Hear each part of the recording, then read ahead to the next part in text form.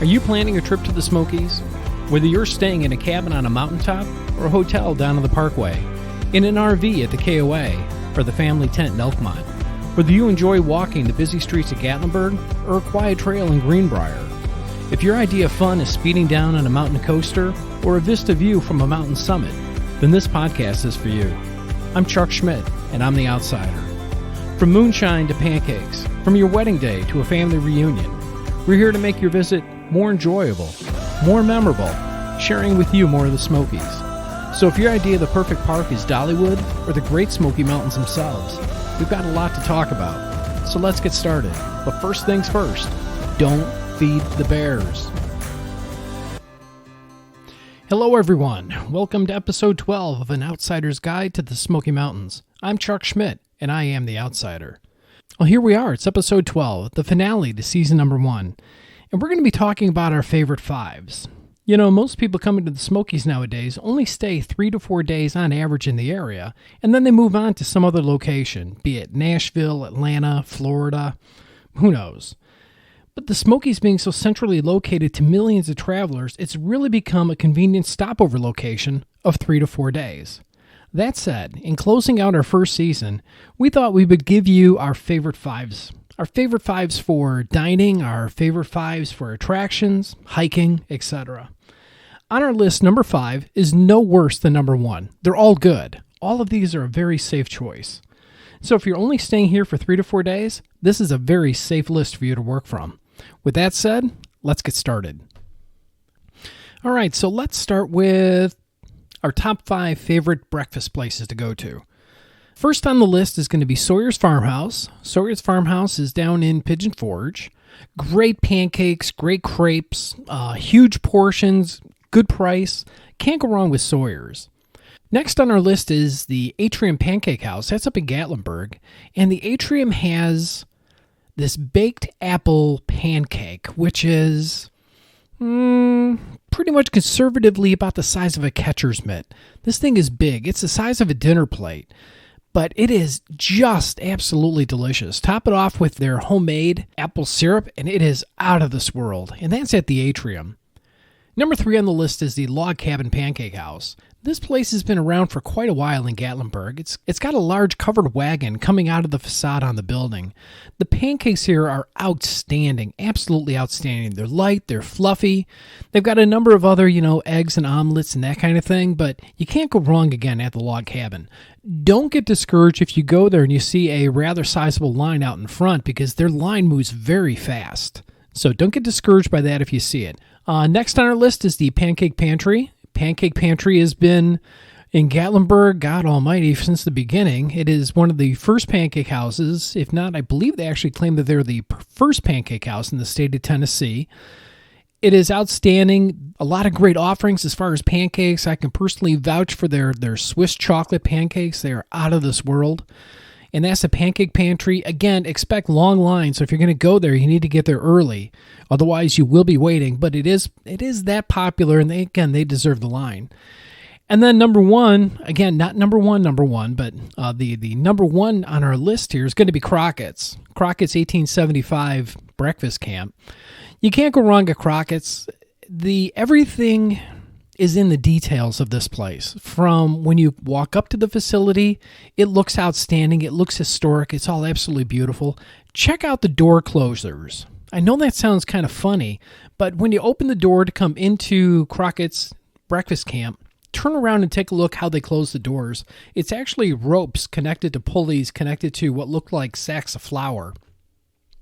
Pretty interesting to take a look at to see how they put that kind of detail into it. What's really neat is their breakfast menu. It is printed on newsprint. So when you sit there and you look around the restaurant and you take a look at all the other patrons, it looks like a lot of people are just sitting there at the tables reading newspapers. It's kind of like a flashback to days gone by. It's very historic in that respect. But the detail of the restaurant, the food at the restaurant is outstanding. They have these griddle cakes that are pancakes on steroids. They're very, very thick pancakes, and they are just absolutely delicious. How people eat 2 of these things, I don't know, because I certainly can't. But the pancakes are great. The waffles are great. The skillets are the size of an actual skillet when they bring that thing out. Plenty of food for your money as far as what you're going to get at Crockett's. One thing I do recommend is go into the restrooms and see how they took the detail of the decor all the way into the restrooms in this place. It's pretty interesting how they did that. So hats off to the people of Crockett's. By the way, in this category, there's also a couple of other honorable mentions in here. And one is going to be Smokies Pancake Cabin. That's in Pigeon Forge. And I'm giving them the honorable mention just for their pineapple upside down cake pancakes. These are absolutely out of this world. Highly recommend that. And then next, the other honorable mention in the category is going to be Frizzle Chicken. If you got little ones and you want to take them to a fun place to go for their breakfast, definitely take them over to Frizzle Chicken. Who doesn't want to have breakfast with over 100 animated chickens hanging around the restaurant? It's just a good time for the little ones in your family. So, and again, that's at Frizzle Chicken. Now, if we want a quicker breakfast, let's talk about donuts, because we do have a pretty good selection of donut places also throughout the Smoky Mountains. And again, this is not 5-1 as far as one being better than 5, so please don't think that way. The first one I want to talk about is Crust and Crumb. Crust and Crumb has an outstanding selection of pastries. I have vouched for their chocolate eclairs that I consider these probably the best I have ever had anywhere. And if you get 2 of these, you put them into a box, it's the weight of a bowling ball bag. I mean, just a whole lot of pastry there for your money. And that's a Crust and Crumb. And by the way, they do a lot more as far as a breakfast menu rather than just donuts. So don't think that it's just a donut place. But that's a Crust and Crumb, and they're up in Sevierville. Next up is Doc's Donuts. Doc's Donuts is part of the Mountain Chick Cafe, and that's over in Wears Valley. Again, a great selection of donuts. Next up is Mad Dog's. Mad Dog's Donuts and Creamery. They're located in both Pigeon Forge and in Gatlinburg. In Pigeon Forge, they're on the Parkway. In Gatlinburg, they're off the Parkway on the East Parkway, and that's over by Alamo, if you know where that is, over in Gatlinburg. But that's Mad Dog's Donuts and Creamery. Again, great selection of donuts over there. You can't go wrong. Number 2 on the list is going to be the Donut Fryer. That's in the Village in Gatlinburg. They've been there for a long time. They have a great following. Can't go wrong with the Donut Fryer. And then number 1 on the list, we're going to go back to Sevierville, and that's Courthouse Donuts, and that's make your own donuts. Rather unique. You pick out the donut, and then you can select whatever toppings you want to go on the donuts. You're really creating your own donut.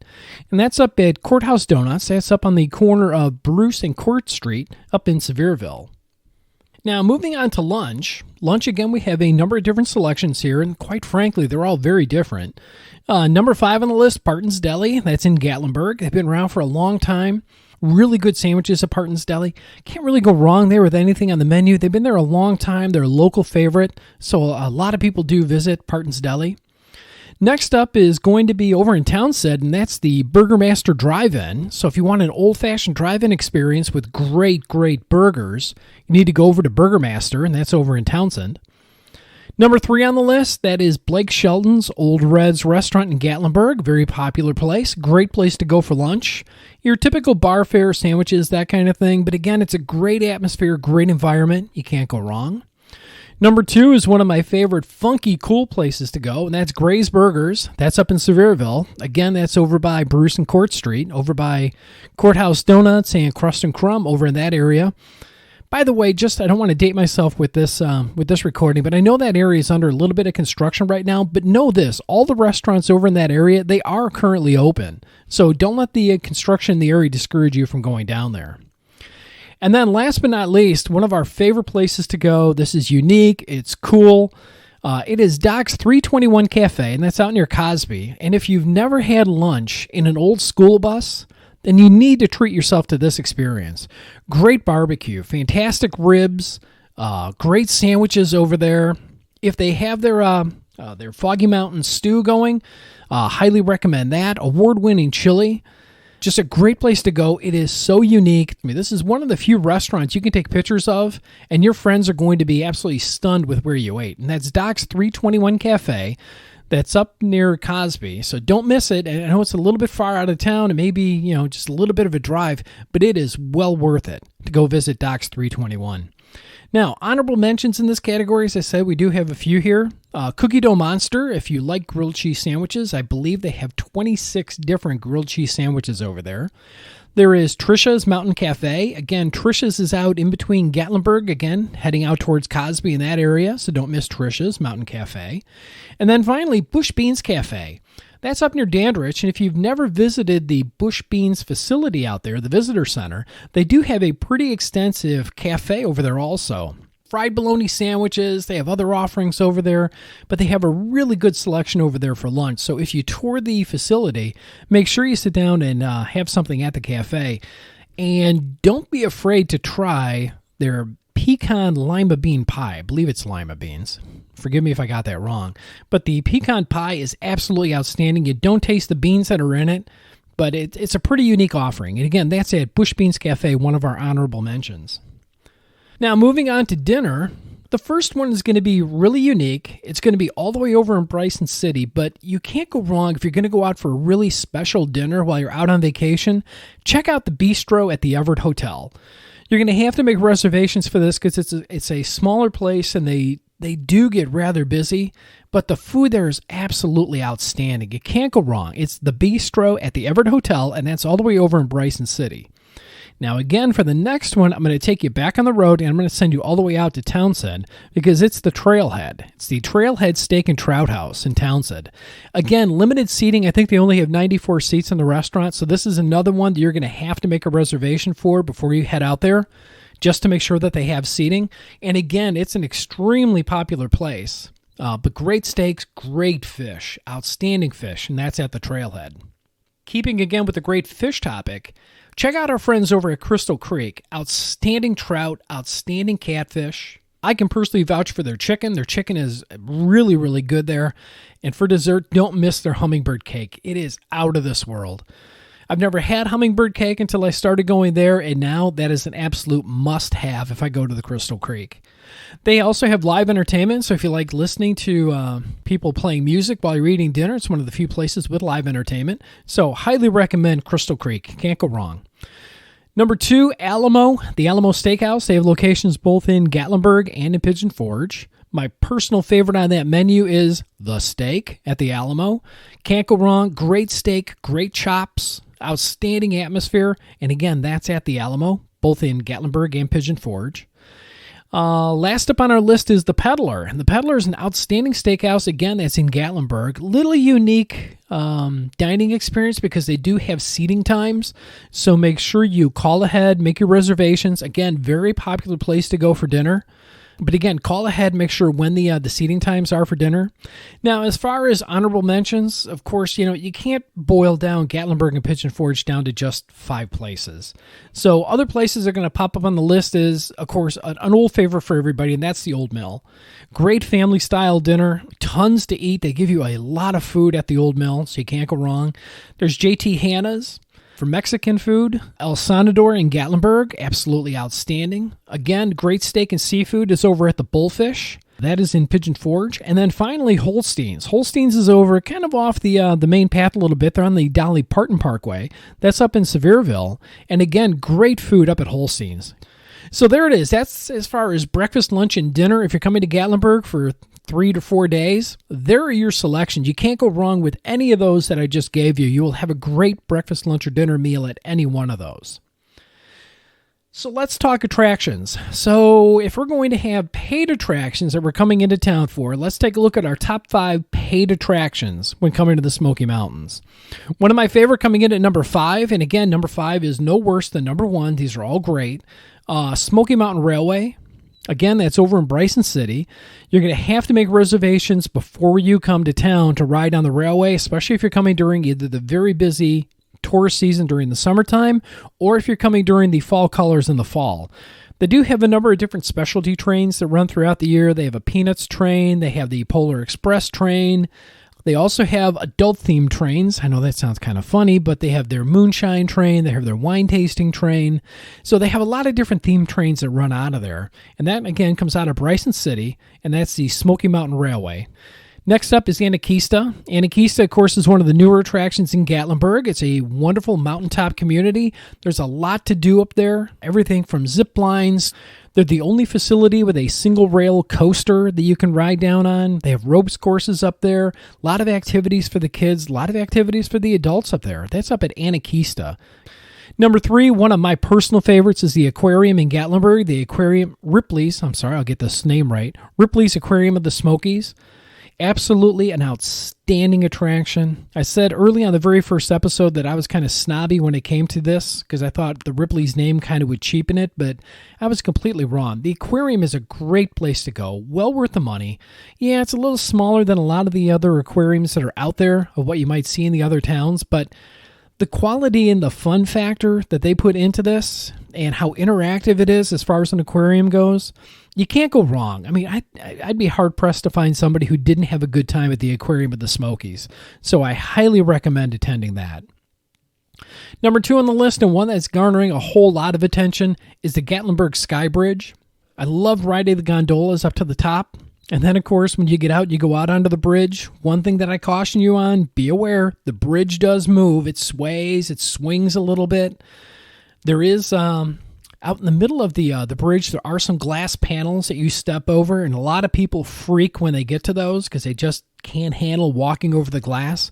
It's the longest pedestrian free-swinging bridge in the United States. Great views of the mountains from up there. And also they have some seating areas up there where you can just kick back and relax on the rocking chairs. They do have food available up there. They have drinks available up there.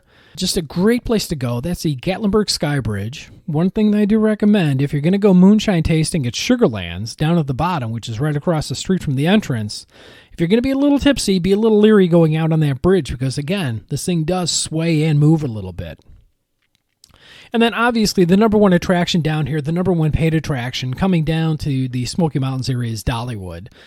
I can't say enough good things about Dollywood. It is one of the most friendliest amusement parks in the United States. They have some of the best rides, some of the best roller coasters, probably some of the best live entertainment in any amusement park anywhere in the country, and I include Disney on that list. So you can't go wrong with Dollywood. Again, probably hard-pressed to see everything in a day at Dollywood, especially if you're going to try to blend in Splash Country. So there's a lot to do with Dollywood itself. But again, that's probably one of the top attractions, if not the top attraction coming to town. Now, as far as honorable mentions in the paid attraction category, of course, there's Titanic. There's the Alcatraz Crime Museum. There's the National Enquirer Museum. And then, of course, Parrot Mountain, which is a beautiful place to go. So there you are. That's not even 5 attractions. That's 9 top paid attractions, and you really can't go wrong with any one of those. Okay, so that was the paid attractions, but okay, let's save the budget here. What can we do down here as far as free attractions go? So our top 5 free attractions would be number 1, or coming in at number 5, and again, number 1 or 5 doesn't really matter. The Arts and Crafts Community, great place to go touring if you want to see the unique craftsmanship and the artists in the Smoky Mountains area. It's a loop area. It's located off the East Parkway. You're going to take a left on Glades Road if you're heading out of Gatlinburg and just follow the Arts and Crafts Community around. Again, great craftsmanship, beautiful handwork, you name it, from candles to pottery to artists to woodworking. Just a lot of really interesting things to see in the art and crafts community. Also nestled in there is some nifty little restaurants, and there's some great places to stop and have a drink along the way. So don't miss that. That's the Arts and Crafts Community, and that's again in Gatlinburg. Next up is the Roaring Forks Motor Trail, and the Roaring Forks Motor Trail is off the historic motor trail leaving Gatlinburg, and you drive into the park, and it is a one-way loop that takes you through the Smoky Mountains. There are a number of different pull-off areas as far as taking in the scenery, but it is absolutely spectacular as far as the sights and what you're going to see. There are a number of popular trailheads along the way, so you will encounter some traffic as far as people going hiking up there also. But there are some historical buildings scattered about the historic trail. And again, at the very end, there's a historic settlement, so don't pass that by. But one thing I will ask you to take a look at is when you're going around the historic motor trail, before you get to the end, you're going to cross a couple of bridges. On the left-hand side, there's going to be a waterfall that a lot of people miss. It's called the Place of 1,000 Drips. And if it's been raining recently, this is just a fascinating waterfall to stop and take a look at because it looks like the water is coming from everywhere. That's why they call it the Place of 1,000 Drips. If it's a little bit dry, again, it's not as impressive as if it was just raining. But if it was raining, stop, pull off, take a look. It's really an interesting waterfall to see. Next up is the Island. The Island is a unique shopping experience. It's in downtown Pigeon Forge. It's a combination amusement park, shopping mall, restaurant area. There's just a lot to do in the island. Even if you don't spend any money on the rides, there's a lot of things you can do in there for free. Just hanging out, watching the fountains in the island, hanging out over by Old Smokies and listening to the music. And again, a lot of different restaurants and things if you do want to go to dinner out there. And that's at the island. There's a lot to do inside that facility. Next up is Bush's Beans Museum, and again, that's out by Dandridge. That is a no-cost museum. And the first time we went out there, I thought it was going to be kind of hokey. I mean, really, what are we going to learn about baked beans? But it was a lot more interesting than I thought it would be. It's really great if you have little kids, by the way, because they do incorporate Duke the dog into a lot of the different displays that are going on. Even the movie that they show at the Bush Beans Museum incorporates Duke into the movie. So even if you have little ones, they do make it fun for the littlest members of your family. Again, that's a Bush Beans Museum. Don't miss the cafe. They do have a wonderful cafe there. Great food, as I mentioned earlier. And again, that's out near Dandridge. So it's a pretty driving out there. And again, that's the Bush Beans Museum. Probably the most popular free things to do, again, is going to be back in the Smoky Mountains National Park. And that's going to be the combination of Newfound Gap and Clingman's Dome. Now, Newfound Gap is located right on the border between Tennessee and North Carolina. It's where President Roosevelt dedicated the park back in the 1930s. Newfound Gap is a beautiful location. It is nestled right on the state line between Tennessee and North Carolina. The Appalachian Trail passes right through there also, so you get to take a look at that. Also, it's one of the few places where you can stand on the state line with 1 foot in Tennessee, 1 foot in North Carolina, and there's a place there for you to take a picture that kind of splits the two states. Kind of cool.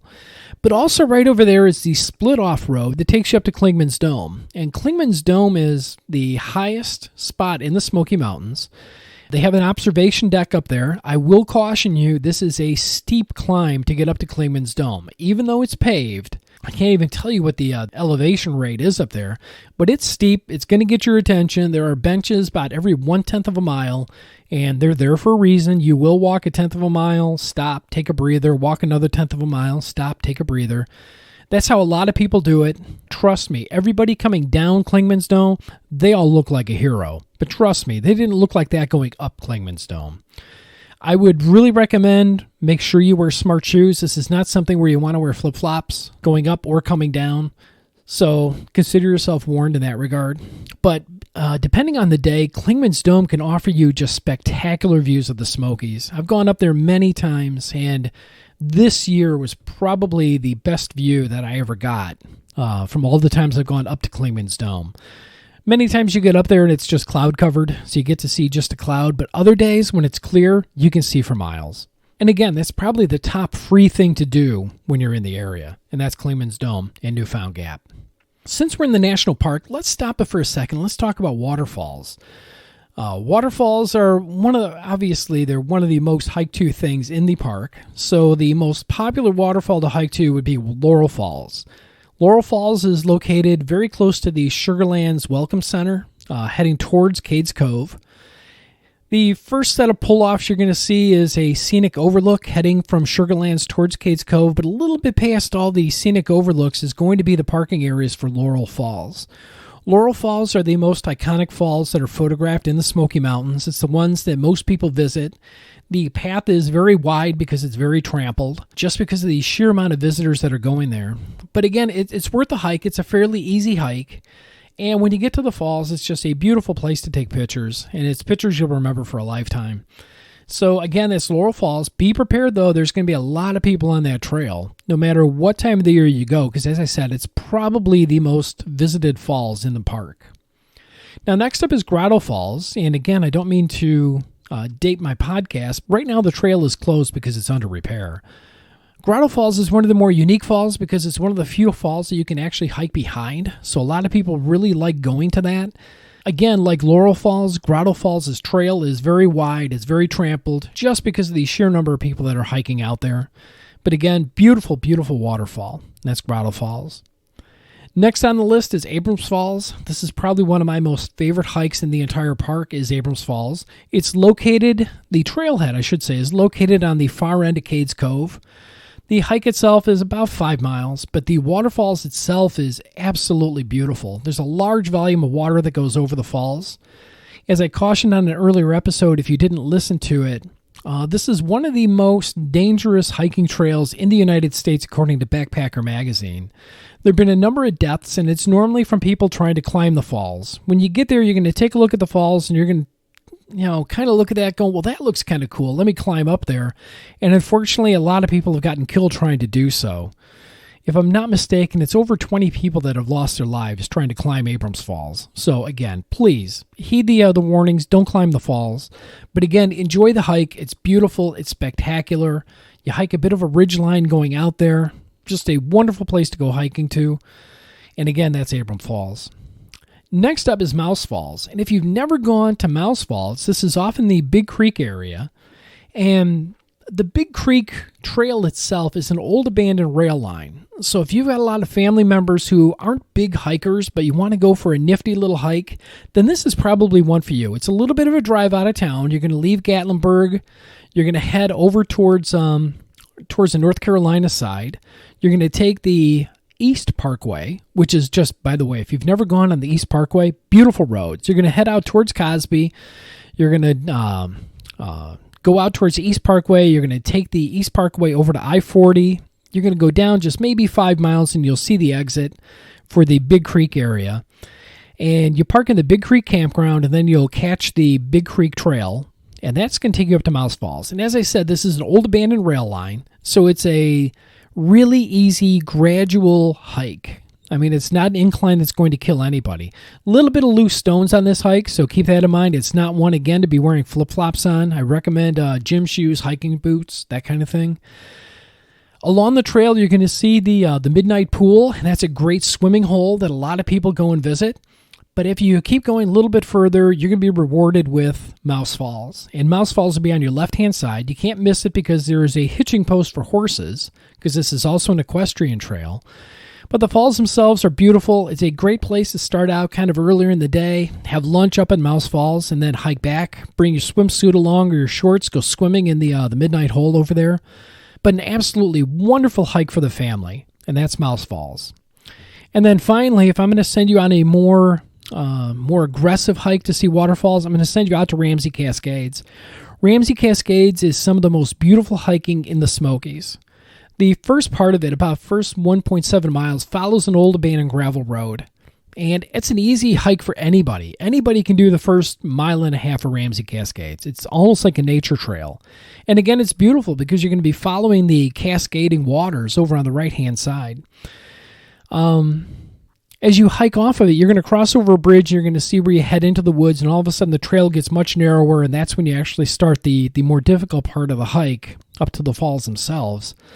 But you're going to go through some beautiful old-growth forest when you go up there.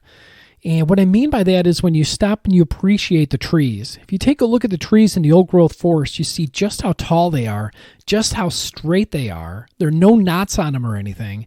Just absolutely spectacularly beautiful trees when you're hiking out to Ramsey Cascades. So I highly recommend it. If you're an experienced hiker and you want to take a strenuous hike, don't miss Ramsey Cascades. And then honorable mention, of course, would be Rainbow Falls. Same thing. Again, it's a much more strenuous hike than the other hikes that I was mentioning here, with the exception of Ramsey Cascades. Extremely popular. Again, a lot of volume coming over Rainbow Falls. Beautiful hike, so don't miss that either. Now, as far as easy hikes go, and you want to take you're not an experienced hiker, but you want to go out and you want to experience the woods a little bit, these would probably be the top 5 what I would consider easy hikes to do in the national park. Number 1 would be the Gatlinburg Trail, and this runs in between Gatlinburg and the Sugarlands Visitor Center. It's one of the few trails you can take your dogs on. The other one is the Oconaluftee Trail, and I'm going to talk about that one in a minute.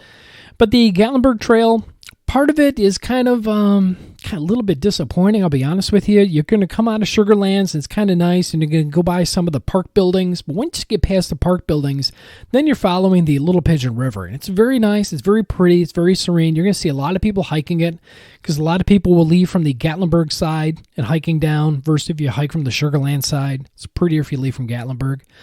But again, one of the few hiking trails you can take your dogs on. It's fairly flat. because, again, it's following the river, so not a whole lot of elevation gain, so it's a really easy hike for you. Now, on the other side of the park, down by the Cherokee side, is the Oconaluftee Trail. And it's the same thing. It leaves from Cherokee, and it goes up to the Oconaluftee Visitor Center up there, up to the Historic Village, which is really interesting to look at. And again, it follows the river over on that side. And again, you can take your pets on this one, so you can walk your dogs along it.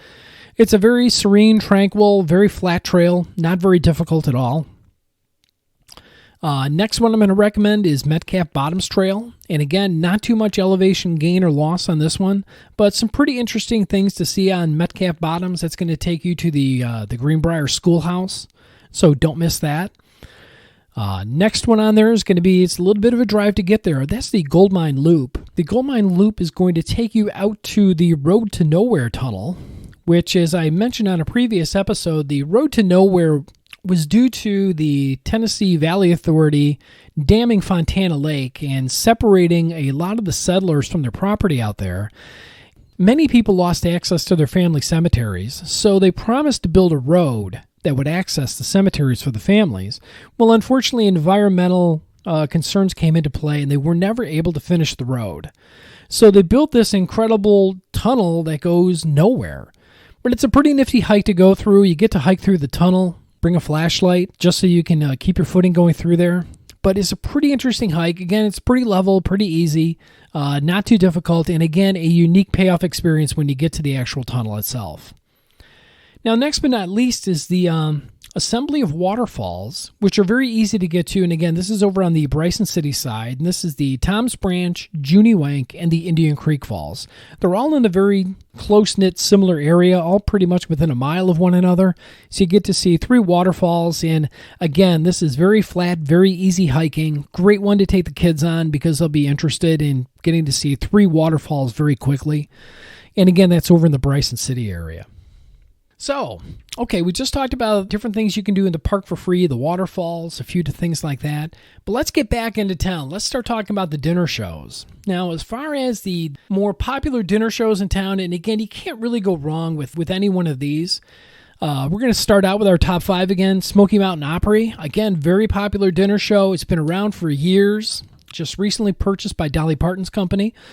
So, great talent down there. If you love the music, Smoky Mountain Opry, you can't go wrong. If you're looking for laughs, 2 different places you can go to. Number 1 is the Comedy Bar. Number 2 is Hatfields and McCoy, both offering a really good time as far as dinner shows go.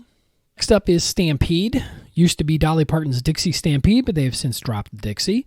Stampede tells the story of the North and South and how we all come together as a country. It's a beautiful, rousing, patriotic experience. And again, that's at Dolly Parton's Stampede. Next up is Dolly Parton's Pirate Voyage. That's become an extremely popular show here in Pigeon Forge.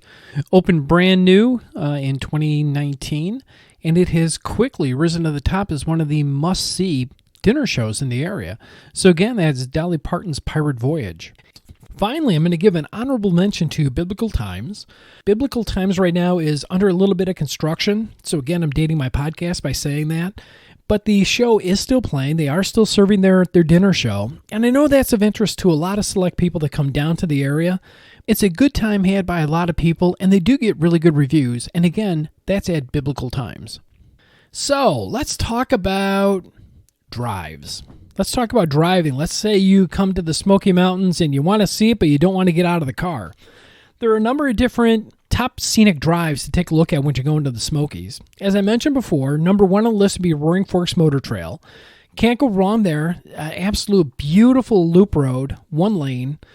Plenty of places to pull over. And again, this is one of those drives where I recommend, if there are people riding your back bumper, just pull over. Just let them get by. Again, off of the Roaring Forks Motor Trail, there are a lot of trailheads. So there are some people up there who went up there for the hiking and they couldn't care less about the view.